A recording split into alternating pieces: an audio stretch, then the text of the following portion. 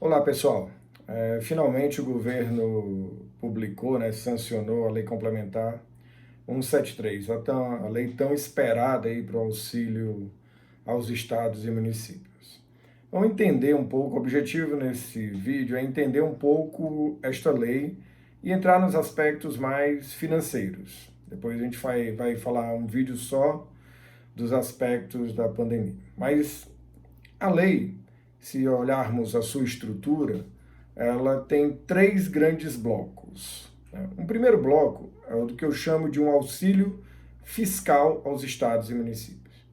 Esse primeiro bloco se divide em duas componentes. A componente do auxílio financeiro, entrega de dinheiro, e a componente de um auxílio por meio de despesa, ou seja, de redução de despesa e, no caso, muito mais dívida, deixar de pagar dívida.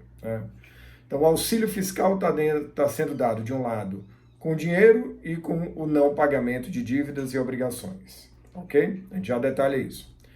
O segundo bloco trata da alteração do artigo 65 com a regra permanente da LRF, ou seja, a Lei 173 está alterando, incluindo um parágrafo primeiro, e outros parágrafos, vários incisos, no artigo 65, que é o artigo que trata da calamidade, que foi tão comentado aí em várias lives, em vídeos, eu mesmo gravei vídeos sobre isso. O terceiro bloco trata da despesa com o pessoal. E na despesa com o pessoal também tem duas vertentes, duas componentes.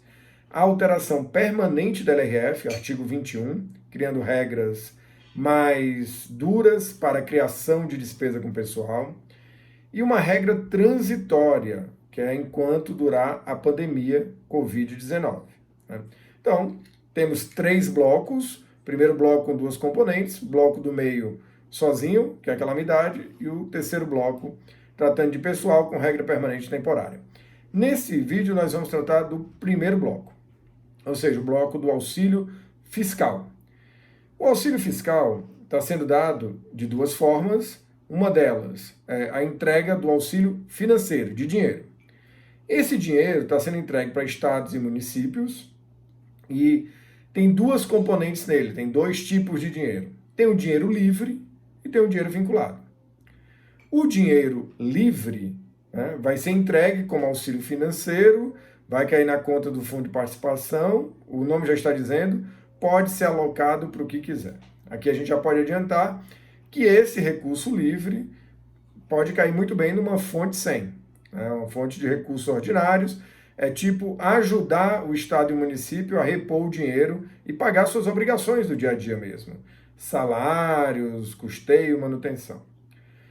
O segundo dinheiro é o dinheiro vinculado. Vinculado para que áreas? Para a área de saúde e de assistência social.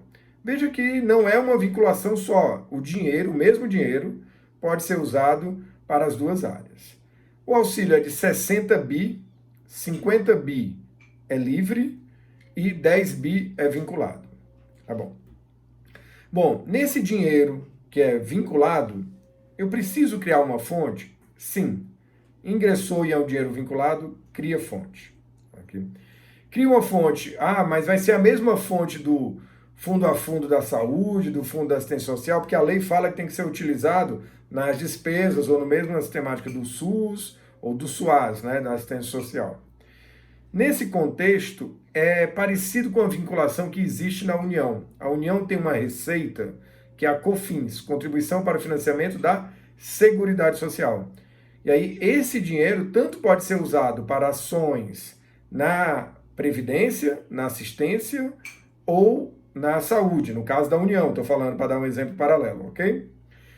A União criou uma fonte para cada um? Não, lá é a fonte 53, que é COFINS. Então, o dinheiro da Seguridade Social pode ser utilizado para as três áreas, aloca a fonte 53 em ações de saúde e previdência, não criou uma fonte para cada coisa. Até porque a lei não diz, como a 173 também não diz, que 10% vai ser para uma área, 90% para outra, 50%, 50%. Ela não diz essa relação.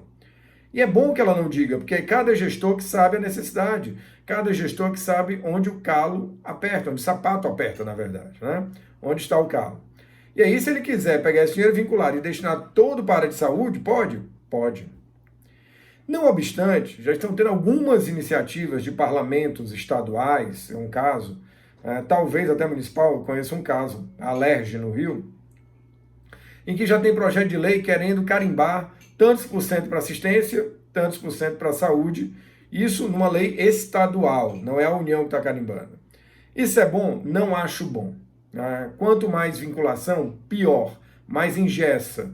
Daqui a pouco o município não tem nada na assistência e precisa mais na saúde e não vai poder usar, ou vice-versa. Está precisando dar um auxílio assistencial e não está tendo nenhum caso de Covid, não tem hospital no município e ele não vai poder usar esse dinheiro. Ok? Então, não vincular é melhor. Já tem a vinculação para as duas áreas. Então, deixa o orçamento alocar os recursos de acordo com a necessidade. Já vai ter um ônus aí que, criando uma fonte nova, que vai ser uma fonte que pode aplicar recursos tanto na saúde quanto na assistência, lembrando, focado na pandemia, hein? Tem que ter relação, tudo que a gente está falando da 173 tem relação com a pandemia, tem relação com a Covid. Então, o auxílio é focado nas ações de pandemia. O livre, não. O livre, o nome já diz, pode ser usado para o que quiser, né? É auxílio financeiro por parte da União. Né? Então, ao criar uma fonte para saúde e assistência juntas, né, isso aí já vai ensejar alterações no orçamento daquele ente. Vale também enfatizar que aqueles sistemas de contabilidade que têm o detalhamento da fonte, é recomendável. Você pode criar uma fonte e detalhar em saúde e detalhar em assistência, mas não amarra, entendeu? Ao longo do exercício, se você quiser tirar de um detalhamento da saúde, jogar na assistência ou vice-versa, joga, ok? A menos que aconteça alguma coisa como tem iniciativas que eu falei aqui do Parlamento Estadual vinculando. Aí tem uma lei estadual ou municipal que vincule. Aí você cria detalhamento, uma fonte só cria 2 detalhamentos. É importante enfatizar que já desde a 938, ali a lei do outro auxílio lá que compensou o FPM e o FPE, ela está se vendo que o Tesouro está depositando todos esses auxílios numa única conta do Fundo de Participação. O que faz com que a conta do Fundo de Participação funcione meio que como uma conta única, uma unidade de caixa, uma unidade de tesouraria, o que é uma boa prática, tá? Diga-se de passagem, artigo 56 da 4320, não é novo. Tá? Ele fala em unidade de tesouraria, né? Vedada a fragmentação em caixas especiais. De maneira geral, na União isso é muito respeitado. Nos estados e municípios são centenas de contas. E há uma cultura, eu já gravei vídeos sobre isso, de colocar cada dinheiro numa conta. Ah, chegou esse dinheiro na conta do FPM, eu posso separar os dinheiros em conta específica? Obviamente você pode, eu só não recomendo. Mas às vezes os sistemas de contabilidade não estão preparados e estão preparados para ter uma fonte para cada conta. E se ele está preparado com uma fonte para cada conta, infelizmente você vai ter que abrir uma conta, tirar da conta do FPM e colocar lá por uma deficiência do seu sistema. Da próxima vez, ao contratar um sistema, contrate um sistema que pode ter múltiplas fontes para uma única conta, porque essa é a boa prática de gestão de tesouraria, ok? Então nós temos a entrega desse dinheiro, né, desse dinheiro vinculado, que vai ensejar, com certeza, ao criar uma fonte, novas ações no orçamento. E o dinheiro livre? O dinheiro livre pode chegar muito bem na chamada fonte 100, na fonte 00, na fonte de recursos ordinários. Até porque ele vai suprir uma parte desse dinheiro, né? Vai suprir uma baixa, uma diminuição da arrecadação daquele ente. E vale ressaltar que esses dinheiros, apesar de cair numa fonte 100, numa fonte 00, a depender de como o ente vai demonstrar a aplicação de recursos em saúde e educação, a questão dos duodécimos para o legislativo, vai depender da situação, porque se ele tem como separar esse dinheiro, se a prestação de contas é simplesmente pelo total, receita total de impostos versus despesas com educação, com saúde, fica muito mais tranquilo. Mas se não, você pode jogar na fonte 100 e joga num detalhamento de fonte. Detalha essa fonte para dizer, olha, isso aqui é um recurso livre, certo? Que eu vou detalhar, vou separar num detalhamento específico, por quê? Porque esse dinheiro livre não é oriundo de impostos, é do auxílio da União, portanto, ele não vai computar para os limites de saúde e educação, ok? Ah, mas o meu sistema não tem detalhamento de fonte. não tem detalhamento de fonte, então vê se você já tem uma fonte onde separa esses dinheiros, a fonte onde jogou o auxílio da 938. Então vê se separa esse dinheiro para que não, de maneira que você possa não computá-lo tanto para o duodécimo, tanto para a saúde, como para a educação.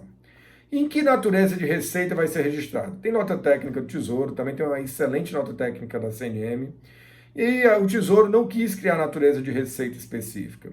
Então, outras receitas, outras transferências da União, né? Essa é a recomendação.